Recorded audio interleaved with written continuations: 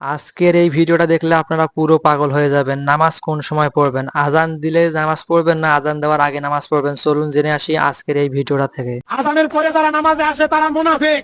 আজানের পরে যারা শুক্রবারে নামাজে আসে তারা মুনাফিক। এই ফতোয়া আমি দিলাম। এই নরসিংদীর এই বাংলাদেশে যদি কোনো আলেম থাকে আমার এই শুনলেন? আজানের পরে যদি নামাজ পড়তে যায় মসজিদে, ওটা হচ্ছে মুনাফিক। কি ধারণার কথা ভাই!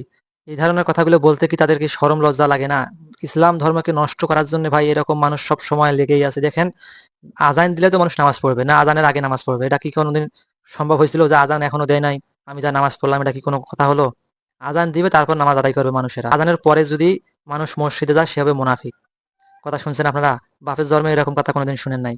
তবে এদেরকে সবসময় পাগলা গারদে ধোয়া ছাড়া কোনো উপায় নাই। আজকের ভিডিওটা বেশি বেশি শেয়ার দিবেন, 10 ভাইকে দেখার সুযোগ করে দিবেন। ভিডিওটা ভালো লাগলে একটা লাইক দিয়ে দিবেন, চ্যানেলটিকে সাবস্ক্রাইব করে নেবেন। আর সর্বশেষ একটা কথা বলি, ভিডিওটি দেখার জন্য ধন্যবাদ।